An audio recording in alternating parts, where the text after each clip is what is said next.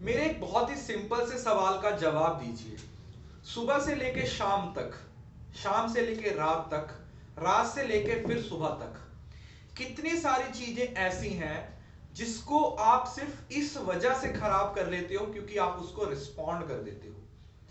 अगर आप एक दिन के लिए ये डिसाइड करो कि आज मुझे किसी भी ऐसी चीज को रिस्पॉन्ड नहीं करना जिससे मेरी मेंटल हेल्थ पे फर्क पड़ेगा, तो आपका दिन इतना खूबसूरत हो जाएगा कि आपने महसूस भी नहीं किया होगा। एक छोटी सी कहानी से इसको समझने की कोशिश करते हैं। एक हाथी था जो एक ब्रिज से गुजर रहा था।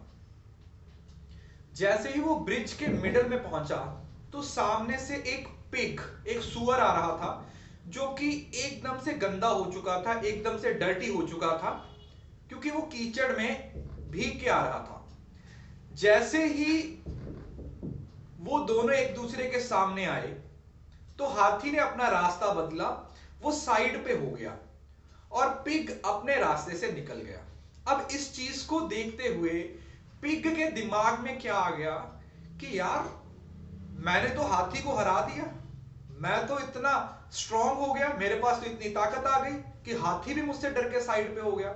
तो ये कहानी जाके उसने बाकी दोस्तों को सुनाई, जो पिग मंडली बैठी थी ना, उनको जाके उसने बताया कि आज ऐसा हुआ, मैं जा रहा था ब्रिज से, सामने से हाथी आया, मुझे देख के हाथी ने अपना रास्ता बदल लिया। जब ये बात फैल गई, वायरल हो गई, तो ये बात उस हाथी तक भी पहुंच गई, उस एलिफेंट तक भी पहुंच गई और उसके दोस्तों तक भी पहुंच गई। तो आपको पता है, दोस्तों ने हाथी का मजाक बनाना शुरू कर दिया। बोला, यार तूने तो हमारी नाक कटवा दी, तू सुअर से डर गया, तुमने उस सुअर को रास्ता दे दिया, सुअर को रास्ता दिया और खुद साइड पे हो गया। तो हाथी ने एक बहुत छोटी सी बात बोली और वो सब समझ गए। हाथी ने बोला, मैंने उस सुअर को रास्ता इस वजह से दिया, या मैंने उस सुअर को इग्नोर इस वजह से किया क्योंकि वो बहुत ज्यादा गंदा था। अगर मैं उसके साथ पंगा लेता, अगर मैं उसके साथ फाइट करता, तो चाहे मैं उसे हरा देता, मगर मैं खुद भी गंदा हो जाता। इस वजह से मैंने उसे इग्नोर किया और वो अपने रास्ते पे चला गया और मैं अपने रास्ते पे।